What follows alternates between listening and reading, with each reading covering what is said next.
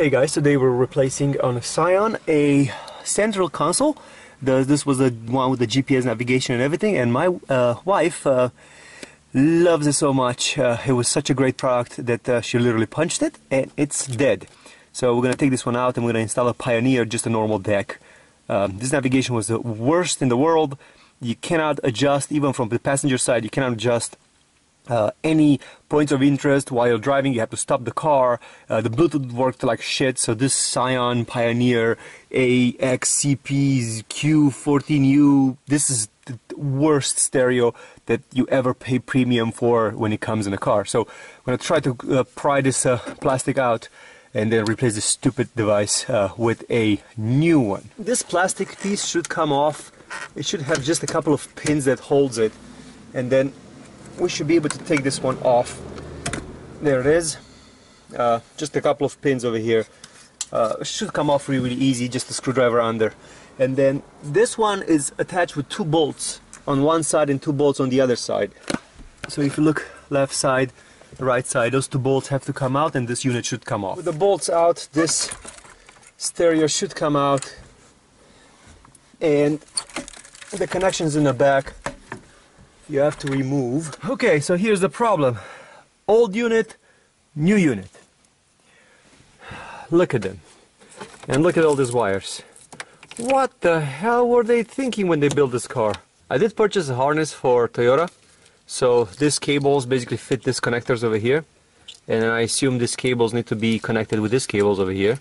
This is going to be definitely a fun project.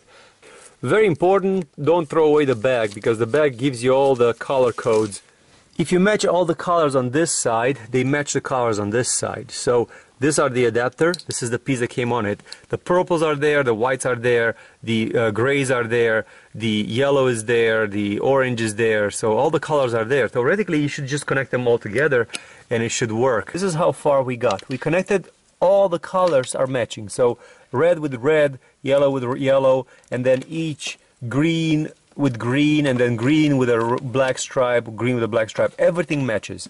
There's 2 wires that have no terminal. So there is a blue wire, which I'm not sure what it is because I looked everywhere in the instructions and there's no equivalent over here. Also, there is a wire with a tag on that says system remote control, which I'm not sure what it means, but these and this, I don't think that they go together. Okay, so the car is on and the unit is powering on. Now I'm going to try to play something on it and see what's going to happen. Well, we got music. That's pretty good. So I had to order the adapter for this. I'm going to put a link in the video description. There's a special adapter you have to order from this little thing to that little thing over there, so that bigger thing over there. Once I'm going to have the adapter, I'll be able to finish the radio.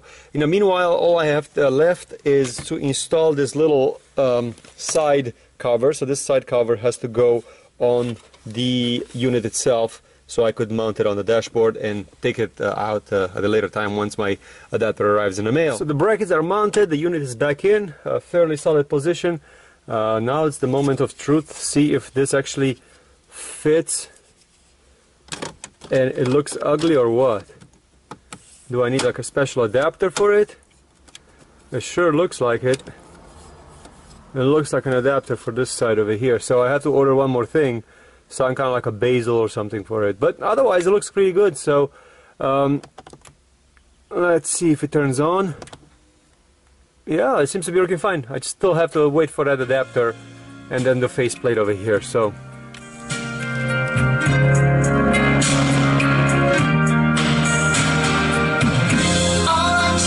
not too bad.